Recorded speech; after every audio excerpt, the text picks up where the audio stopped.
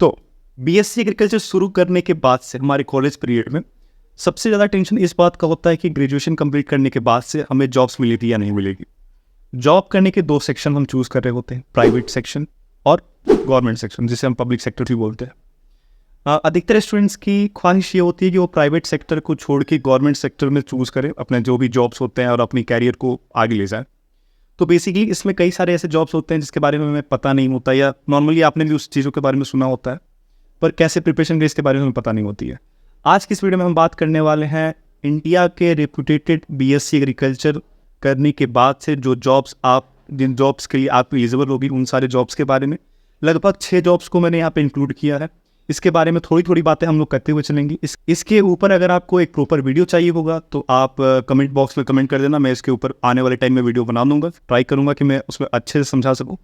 अभी भी मैं ट्राई करूंगा कि बेसिक्स में थोड़ी बहुत जानकारी आपको मैं दे सकूं। तो hello everyone, welcome back. With Tripathi this side. जिन्हें मेरे बारे में नहीं पता उनको मैं अपने बारे में बता दूं। मैं एक एग्रीकल्चर ग्रेजुएट हूं और करेंटली मैं इग्नू से मास्टर्स कर रहा हूँ रूरल डेवलपमेंट। तो बिना टाइम वेस्ट किए चलिए वीडियो स्टार्ट करते हैं।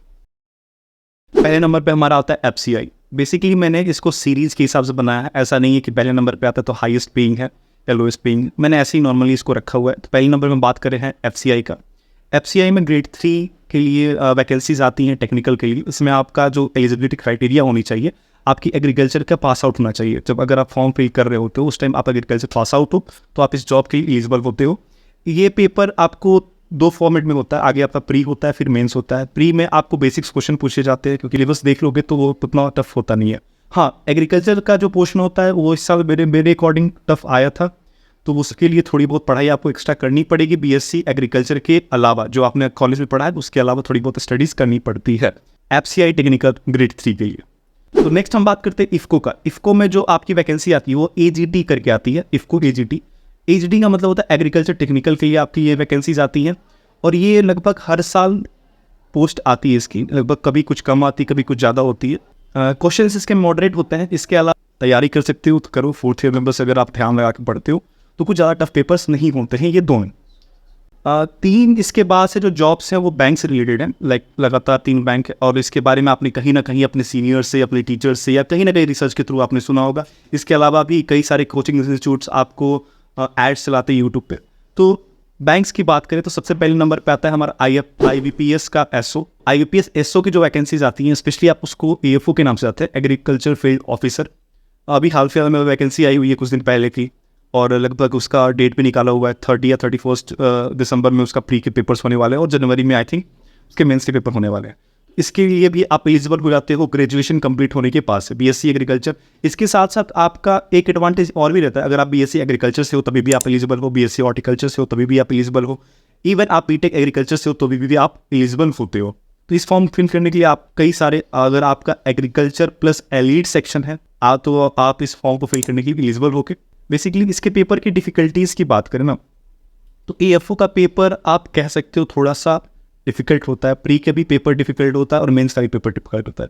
इसको थोड़ा सा ना एक्सपेंड करके बात करते हुए चलते हैं।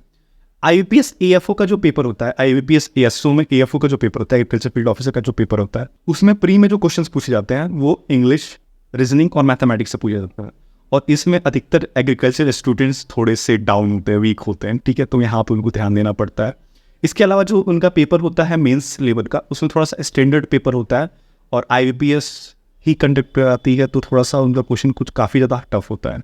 अच्छा, इससे पहले जो मैंने बात करी थी एफसीआई का, आपको याद होगा, उसका भी पेपर आपको आईबीपीएस ही कंडक्ट कराता है, तो इस चीज़ का ध्यान रखेंगे। नेक्स्ट हमारा आता है नाबार्ड। नाबार्ड में ग्रेड ए ऑफिसर्स के लिए आप एलिजिबल हो जाते हो। बीएससी एग्रीकल्चर कंप्लीट करने के बाद से आप नाबार्ड में ग्रेड ए ऑफिसर की फॉर्म फिल कर सकते हो।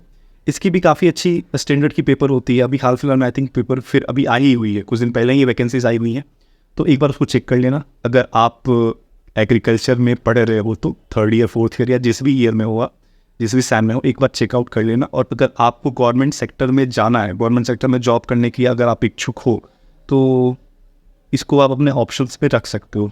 कोई एक देख लो, ज़्यादा सही रहता है।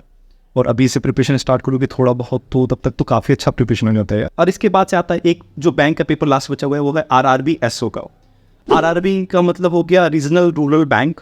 आई थिंक मैं करेक्ट हूँ। अगर मैं करेक्ट नहीं बोल रहा हूँ तो मेरे को कमेंट बॉक्स में बता देना। मेरे को जहाँ तक पता है आरआरबी का मतलब होता है रीजनल रूरल बैंक। इसमें भी जो वैकेंसी आती है उसमें भी एग्रीकल्चर का कुछ पोस्ट होते हैं। इस साल थोड़े से कम पोस्ट थे, पर ये हर साल इसकी वैकेंसीज आती रहती हैं, तो इसके लिए भी आप एलिजिबल हो जाओगे एग्रीकल्चर ग्रेजुएशन करने के बाद से। लास्ट में जो हमारा जॉब है सिविल सर्विसेज की जॉब है। अब एग्रीकल्चर से सिविल सर्विसेज कैसे होंगी? एग्रीकल्चर में यूपीएससी सेक्शन से आपका एक जॉब निकल के आता है IFS, Indian forest service, right. Indian forest service की जो वैकेंसीज होती हैं वहाँ पे एग्रीकल्चर वाले एलिजिबल होते हैं उस फॉर्म को फिल करने के लिए। हालांकि उसमें फॉरेस्ट्री वाले स्टूडेंट भी एलिजिबल होते हैं, पर उसके साथ साथ यहाँ पे हमें एडवांटेज मिलता है एज एग्रीकल्चर स्टूडेंट कि हम उस फॉर्म को फिल कर सकते हैं। तो यहाँ पे एक हमारी ये प्लस पॉइंट हो जाती है अगर आप सिविल सर्विसेज की तरफ जाना चाहते हो तो एग्रीकल्चर सेक्शन से। ये मैं सर्च किया था थोड़ा बहुत इसके बारे में, तो मैंने इसके अपने अकॉर्डिंग मैंने आपको बताया। इससे रिलेटेड अगर आपको डीपली कुछ जानना है किसी भी जॉब से रिलेटेड तो आप कमेंट बॉक्स में कमेंट कर देना, मैं ट्राई करूँगा उसके ऊपर मैं एक प्रॉपर वीडियो बना दूँ। इसके अलावा आपकी क्या क्वेरी है इससे रिलेटेड आप कमेंट बॉक्स में डाल सकते हो। इसके अलावा हमारा एक छोटा सा पेज है दोस्तों करके आप उसे भी फॉलो कर सकते हो, या आप मुझे भी फॉलो कर सकते हो रुद्रमहेंद्र त्रिपाठी के नाम से, मैं इंस्टाग्राम पे हूँ। जल्द मिलते हैं नए वीडियो के साथ। कोशिश करूँगा क्योंकि बाद मैं वीडियो जल्द से जल्द ला दूँ।